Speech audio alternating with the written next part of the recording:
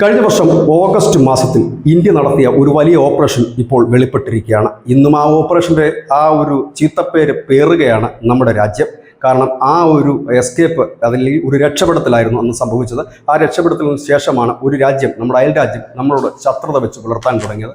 പറഞ്ഞു വരുന്നത് ബംഗ്ലാദേശിൻ്റെ പ്രധാനമന്ത്രിയായിരുന്ന ഷേഖ് ഹസീനയെ രക്ഷപ്പെടുത്തിയത് ഇന്ത്യ ആയിരുന്നു. അവരെ രക്ഷപ്പെടുത്തിയത് ഒരേ ഒരു കോളായിരുന്നു എന്നാണ് ഇപ്പോൾ അവരുടെ ആത്മകഥ പുറത്തിറങ്ങുമ്പോൾ പുറത്തു വരുന്നത്. Insha Allah Bangladesh the story of unfinished revolution എന്നാണ് ഈ ആത്മകഥയുടെ പേര്. അതിൽ വ്യക്തമായി തന്നെ പറയുന്നു, 2024 ഓഗസ്റ്റ് 5 സമയം ഉച്ചയ്ക്ക് 1:30 പ്രധാനമന്ത്രി ഷേഖ് ഹസീനയുടെ വസതിക്ക് ചുറ്റും കലാപകാരികൾ ഒത്തുകൂടി. ഏത് നിമിഷവും ഹസീനയുടെ കൊട്ടാരത്തിലേക്ക് അവർ എരച്ചെത്തും, കൊല്ലും എന്ന ഉറപ്പായ നിമിഷം. മരണത്തിനും ജീവിതത്തിനും മുൻപിൽ ഇനി നിമിഷങ്ങൾ മാത്രമേ ബാക്കിയുള്ളൂ. അപ്പോഴേക്കും ഒരു കോളെത്തി, ദില്ലിയിലെ ഉന്നതൻ്റെ കോൾ. അതിനുശേഷം എന്ത് ചെയ്യണമെന്നറിയാതെ പകച്ചുനിന്ന് ഷേഖ് ഹസീനയെ US-ലുള്ള തൻ്റെ മകനും വിളിച്ചു. അതായത് തന്നെ വിളിച്ച അതേ ഉന്നതൻ തൻ്റെ മകനെയും വിളിച്ചു പറഞ്ഞിരിക്കുന്നു, തനിക്ക് ബംഗ്ലാദേശ് വിട്ടുപോകാൻ താല്പര്യമില്ലായിരുന്നു, മരിക്കുന്നെങ്കിൽ ഇവിടെ കിടന്ന് മരിക്കട്ടെ എന്ന് താൻ കരുതിയതിരുന്ന നിമിഷം.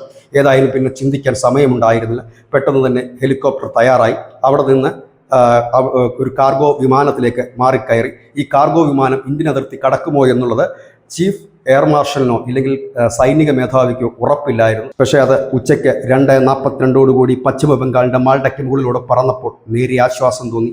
കനത്ത മഴ ആയിരുന്നതുകൊണ്ട് ലാൻഡിംഗ് നടക്കുമോ എന്ന് താൻ ഭയപ്പെട്ടിരുന്നു.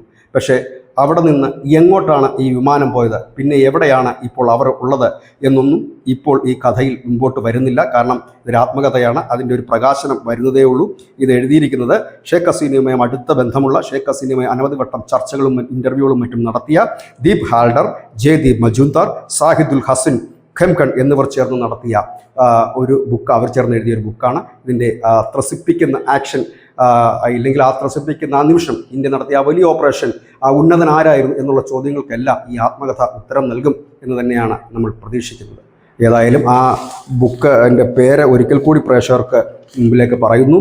ഇൻഷാ Allah Bangladesh the story of unfinished revolution എന്നാണ് ബുക്കിൻ്റെ പേര്. News desk, news India Malayalam.